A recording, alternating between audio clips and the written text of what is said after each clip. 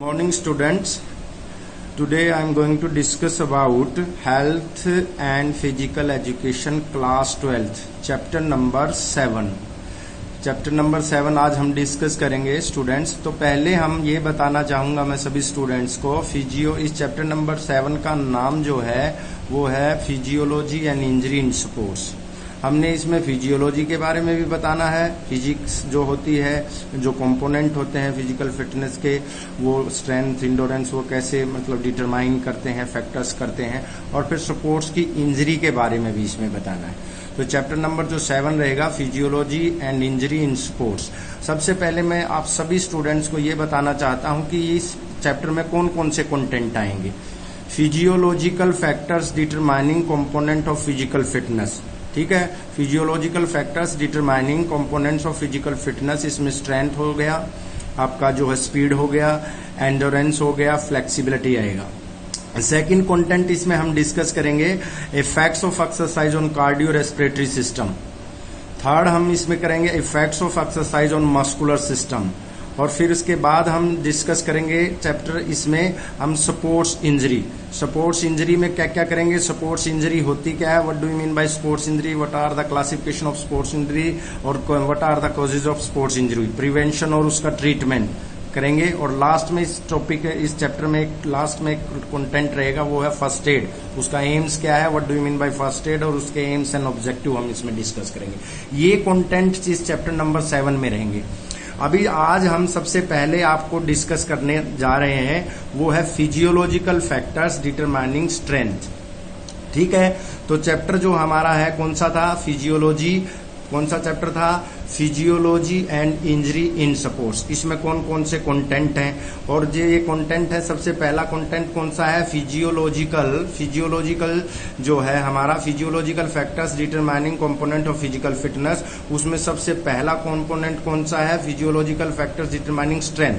इससे पहले स्टूडेंट्स हमने थोड़ा सा इंट्रोडक्शन भी इस चैप्टर का बताना पड़ेगा, जैसे sports physiology is the study of long and short term effects of training and body condition of athlete.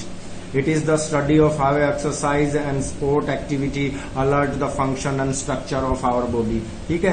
तो हम कैसे मतलब गेम में, स्पोर्ट्स में जो फिजिकल एक्सरसाइज है वो हमारी बॉडी पर कैसे इफेक्ट डालती है, वो सारा का सारा इसमें इंट्रोडक्शन में आएगा। तो सबसे पहले हम डिस्कस करेंगे इसमें स्ट्रेंथ के कंपोनेंट। किसके स्टूडेंट, स्ट्रेंथ जो फिजियोलॉजिकल फैक्टर्स डिटरमाइनिंग स्ट्रेंथ को कौन कौन से फैक्टर इफेक्ट्स डालते हैं। सबसे पहला मैंने इसमें लिख रखा है point, size of muscles. Point लिख रखा है स्टूडेंट इसमें कौन सा, size of muscle. Size of muscles कैसे इफेक्ट डालता है, the strength of the muscles largely depend of the size of muscle.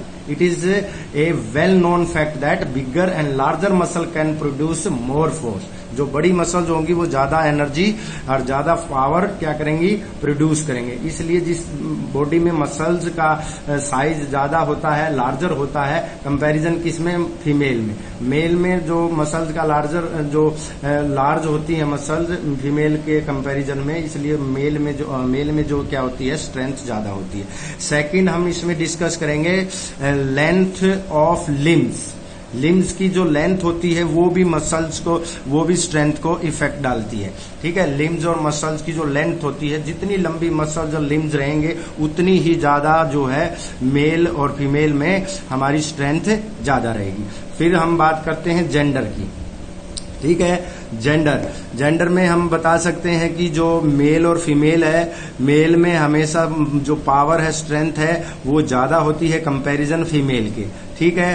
तो उसमें जो मसल्स हैं वो लार्ज होती है, उनकी लेंथ लार्ज होती है, इसलिए जो है मेल में जो हमारी स्ट्रेंथ है वो ज्यादा रहती है। और बॉडी कंपोजिशन भी जो है हमारी जो बॉडी का वेट जो है मसल्स में जो हमारी स्ट्रेंथ होती है, मसल्स में जो ताकत होती है उसको डिपेंड करता है body. It is also known that the individual who are generally stronger than individual who are lighter. जिसमें बॉडी का वेट कम होता है, वो जो जिसमें बॉडी का वेट ज्यादा होता है उनमें कंपैरिजन जो स्ट्रेंथ होती है वो कम होती है। और मसल्स कंपोजिशन बेसिकली आप देखते हैं 2 टाइप्स की मसल कंपोजिशन है, फास्ट ट्विस्ट फाइबर और slow twist fibre.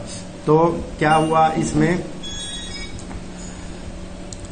Muscles composition के बारे में डिस्कस कर रहे हैं हम फिजियोलॉजिकल फैक्टर्स डिटरमाइनिंग स्ट्रेंथ में। मसल्स कंपोजिशन बेसिकली दो टाइप की मसल कंपोजिशन होती है, जिसमें फास्ट ट्विस्ट फाइबर होते हैं, slow twist fibre. Fast twist fibre जो कैपेबल होते हैं कॉन्ट्रैक्ट फास्टर करने के लिए, ठीक है, रिड्यूस मोर जो है फोर्स डालने के लिए, और स्लो ट्विस्ट फाइबर है आर नॉट कैपेबल जो है एबिलिटी नहीं होती कॉन्ट्रैक्टिंग फास्टर। तो इसलिए जो स्लो ट्विस्ट फाइबर होते हैं उनके कंपैरिजन में फास्ट ट्विस्ट फाइबर वाले जो मसल्स होती हैं उनमें स्ट्रेंथ ज्यादा होती है। Intensity of nervous system, it A muscle is composed number of motor units. आपको पता भी है इसमें, ठीक है, इंटेंसिटी of nervous system में a muscle is composed of a number of motor units. The total force of the muscle depend on the number of contracting motor units. ठीक है, nervous impulse from nervous system excite more number of motor unit. ठीक है, nervous system जितनी motor unit ज्यादा करेगा उसमें strength ज्यादा आ जाएगी।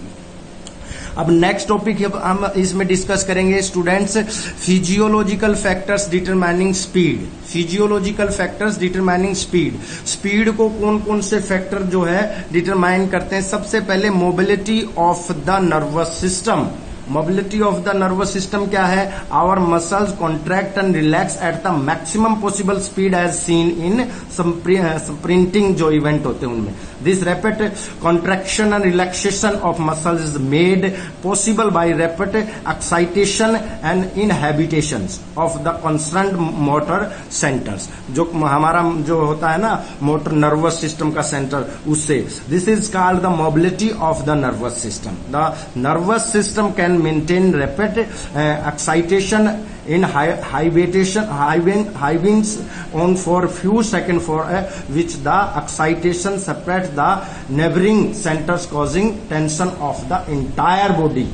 क्लियर? ये mobility of the nervous system, ये नर्वस सिस्टम की जो मोबिलिटी है वो स्पीड को डिटरमाइन करती है।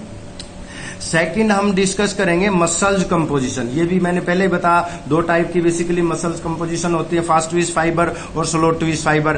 तो इसमें स्लो ट्विस्ट फाइबर वाले में है ना स्पीड बहुत कम रहेगी, और फास्ट ट्विस्ट फाइबर जिसकी मसल्स में होते हैं ये जो है ना बेसिकली हमारे जीन पर डिपेंड करते हैं, और जिन मसल्स में फास्ट ट्विस्ट फाइबर ज्यादा होते हैं तो वो उसमें स्पीड ऑटोमेटिक बढ़ जाएगी।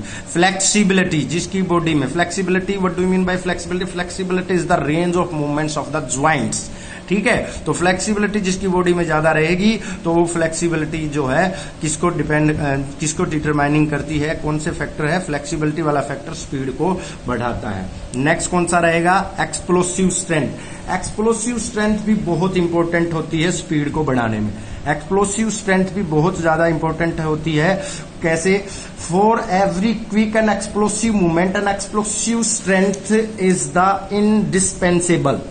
A quick punch in boxing cannot be delivered if the boxer lacks explosive strength. Explosive strength के साथ ही बॉक्सर स्पीड से पंच मारता है। ठीक है, ये भी इसमें रहेगा। हम फिजियोलॉजिकल फैक्टर्स डिटरमाइनिंग स्पीड पढ़ रहे हैं। अब नेक्स्ट जो लास्ट पॉइंट इसमें biomechanic reserves and metabolism power. biochemical reserves and metabolic power. For maximum speed performance, the muscle require more amount of energy at a very high rate of consumption. For this purpose the phosphagen जो होता है हमारा एडोसाइन triphosphate जिसको ATP बोलते हैं, और creatine फास्फोट जो CP होता है उसको स्टोर करने में और मसल्स को पहुंचाने में इसका जो है ना बायोकेमिकल रिजर्व्स और मेटाबॉलिज्म पावर का रोल रहता है। एटीपी पावर और एटीपी और सीपी पावर इसमें यूज रहती है। जिसका मेटाबॉलिज्म स्ट्रोंग होता है और मेटाबॉलिज्म स्ट्रोंग होता है, सप्लाई अच्छे से जाती है, तो ऑटोमेटिक क्या होता है उसमें स्पीड बढ़ती है। क्या बढ़ती है स्टूडेंट्स? स्पीड उसमें अपने आप मात्रा में बढ़ जाती है। क्लियर?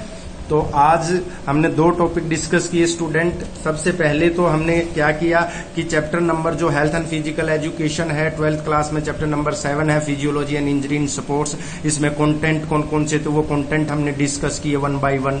उसके बाद जो पहला जो फिजियोलॉजिकल फैक्टर्स हमारा क्या था, स्ट्रेंथ था, स्ट्रेंथ हमने डिस्कस किया। दूसरा फिजियोलॉजिकल फैक्टर्स क्या था, स्पीड, वो स्पीड डिस्कस किया। ठीक है, ओके, थैंक यू।